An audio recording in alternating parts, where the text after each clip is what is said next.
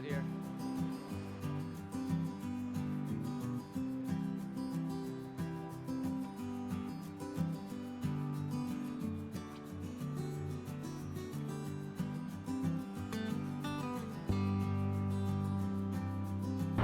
What's going on, everybody? This is Hallie with Backfishing. It's been a while since I've posted a video. I am working on trying to find my first steelhead here in the Pacific Northwest. I am totally a novice at this, and I'm just gonna research through online and surf the net and try to just get all the information I need to get started. And whatever I find, I will share that with you. I actually started to think about going steelhead fishing this year, and one of the reasons why I've never done it before is because it is so freaking cold in the winter. So I'm gonna be trying to go for winter steelhead. It is the latter part of January. I'll probably start like the first week of February. Anyways, it's been really dry the last few days and hasn't rained, so I'm waiting for it to rain, and then I'm probably gonna go steelhead fishing. So I did all my research, and what I found out through social media, YouTube and everything, I have a general idea as a novice of how to go steelhead fishing. Okay, first things first is you gotta know where the steelhead are being caught. So you gotta check out all the rivers that hold steelhead. So what I did is I went on the internet and looked at a bunch of stuff, and then I found this website. Oh, long and behold, it's our good old ODFW. If you look at their website, it'll show you all the rivers that hold steelhead, the runs, winter or summer. So it's such valuable information because you want to go to a river that holds steelhead, right? As you can see this listing, they list all these rivers here in Oregon from A to Z. So hit up any one of those rivers closest to you and study it very well.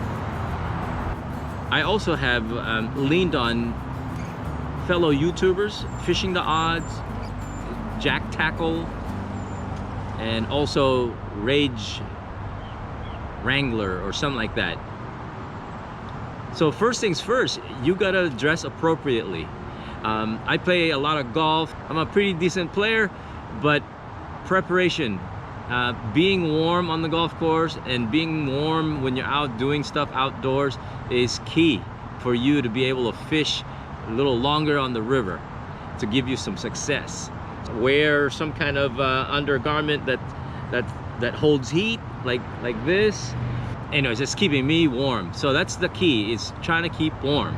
So I bought myself a rain jacket as well, like a shell. It's completely waterproof. You don't have to go buy like the most expensive stuff, like the Sims brand is, you know, the higher end apparel. I'm just new to this, so I'm not gonna spend a whole lot of money because I might not like this. I might not like steelheading. It's just too cold. It stopped me from golfing in the winter time because I just don't like the cold. But that's one of my goals this year, is to go steelheading. All right, guys, we've covered like apparel, what to wear, be warm, right? Your research, like ODFW has that listing, and the other thing is your tackle, okay? And what do you use to get steelhead, okay? One way is you can go plunking, okay? Plunking, just look it up, plunking. I have some plunking videos, but it's plunking for salmon, but it's just on a downscale size, all right? The other way is you can throw spinners, okay? You can throw spinners like this, or I got a blue fox here, right here. Spinners is another good way to catch steelhead.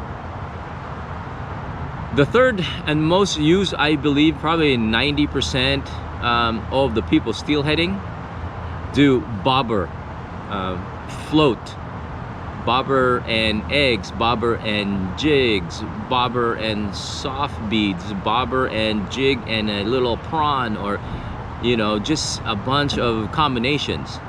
So here are a few examples.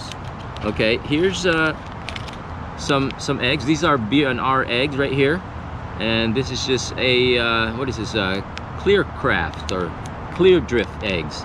Okay, they range from, you know, like 8 millimeters, 6 millimeters to like 14 millimeters. Okay, depending on the river clarity, you can go as big as, you know, like 14 or 16 or something like that, just depending on the clarity of the river. And they call that turbidity, and I never knew what that was before, but that's how clear that water is going to be.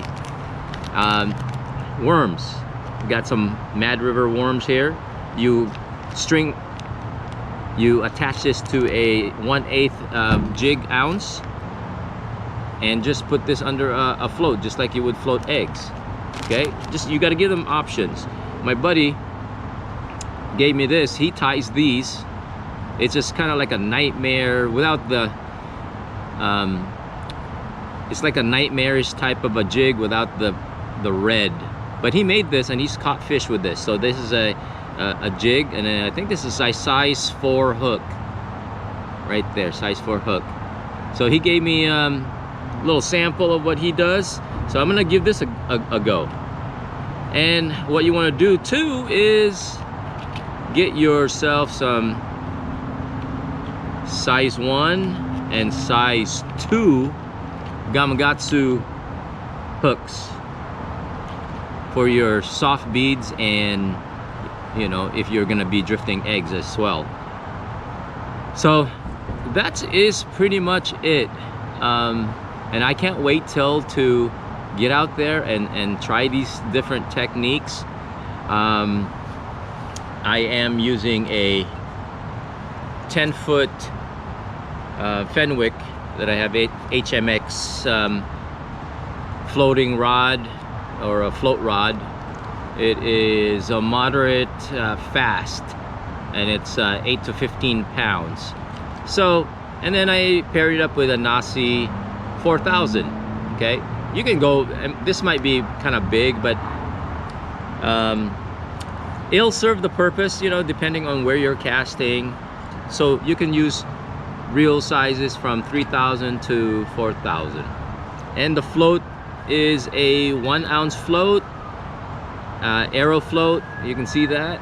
And then I have like a little what do you call it, inline weight, and this is where your attachment to the leader is. And we use fluorocarbon, and normally people use 12-pound.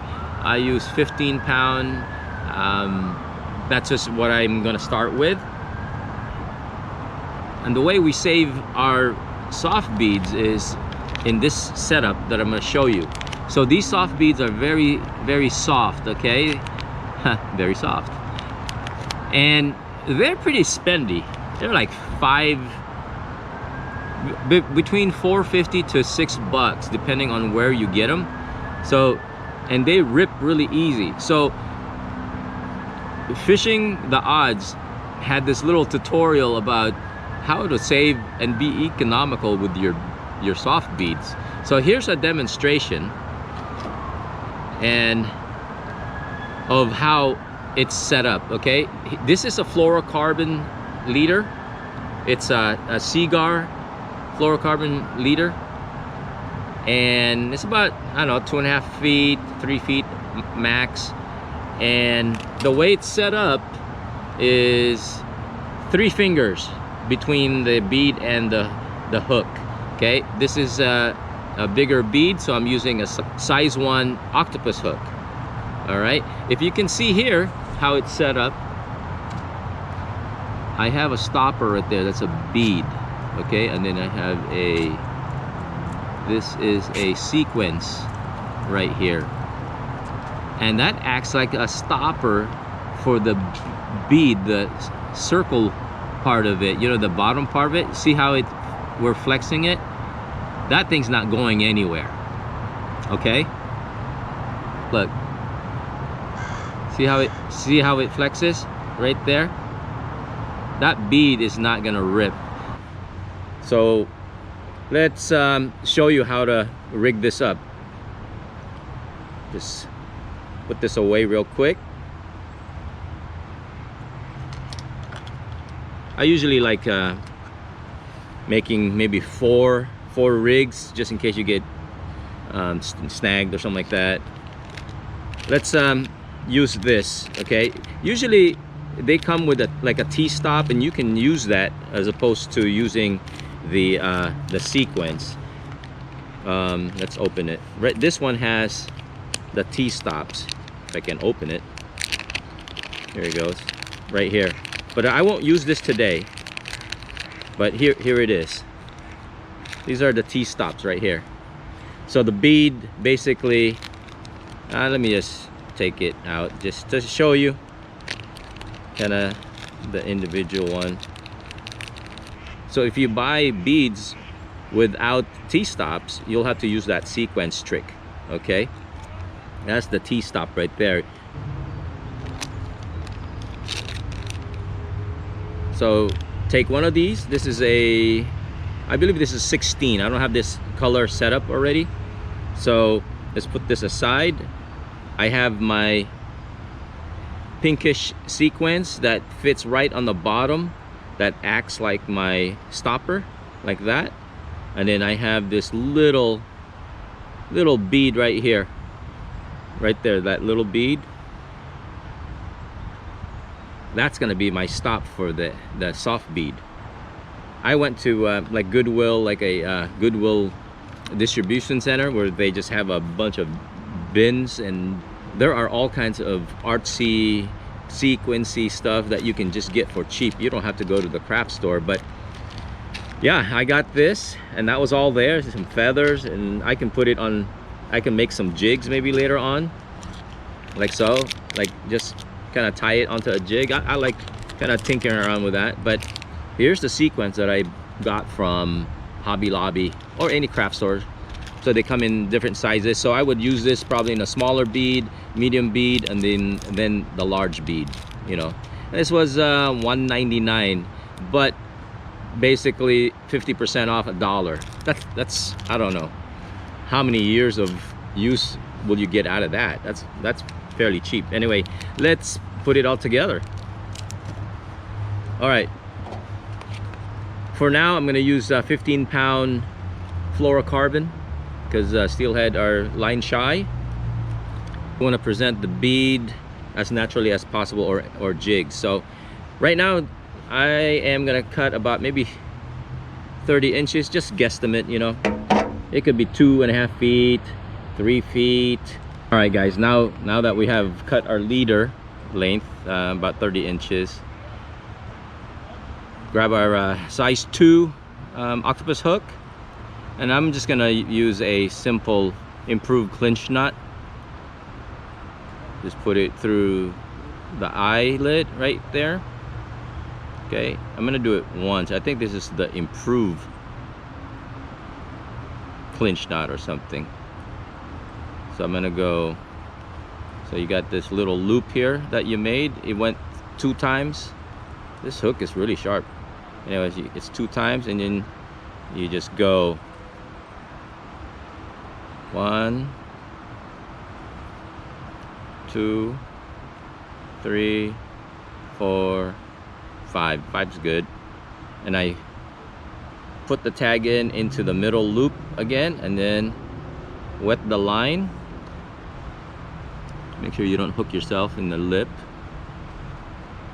All right, just like that. And then pull. You pull it, hold it, wet it a little bit, make sure that's nice, and you got yourself a decent knot right there. Okay, right there. It's not gonna go anywhere. Fairly straight. Okay, now that we got that tied on there, let's just take the tag in and clip it.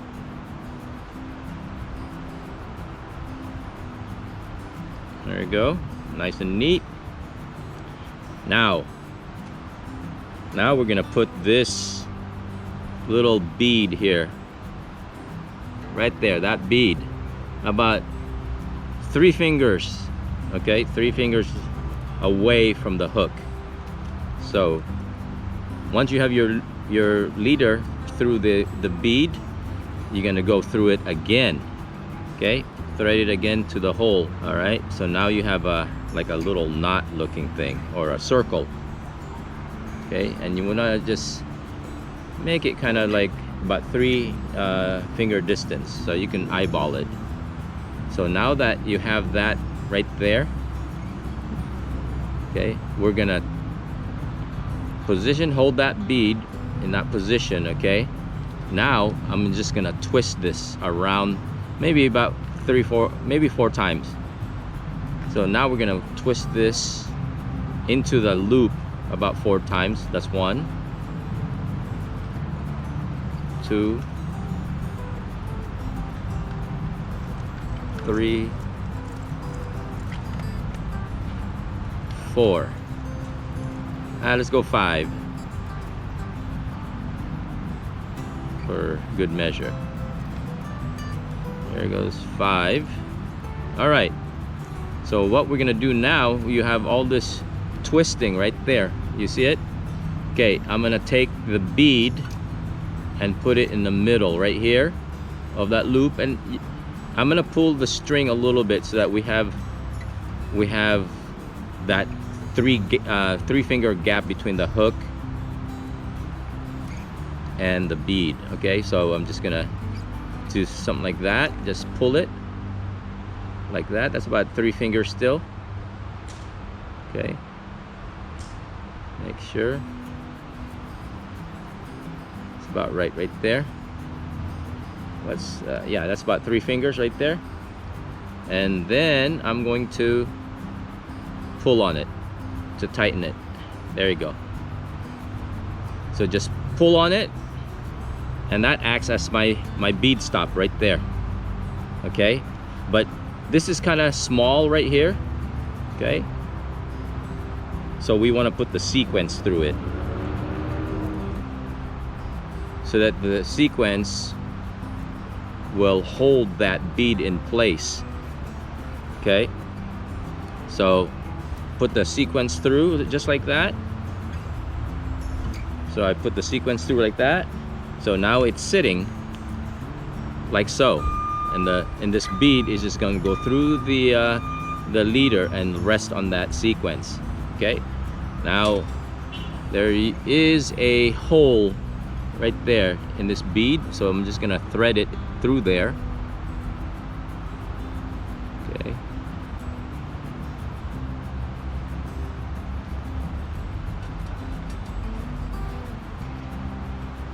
there it is.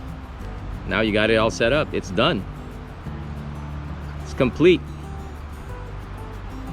Okay, there you go. It's all done. Ready to fish. So that saves it.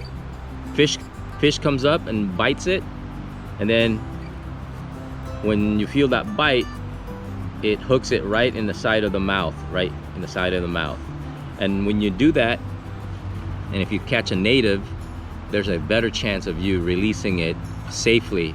And guys, I hope that tip helps you out a lot. If I find anything else on the web, or if I learn something that's kind of new and I feel like that you guys can benefit out of that, I'll share it with you guys. Please don't forget to comment, like, subscribe if you like the content, and we'll see you next time. All right, laters.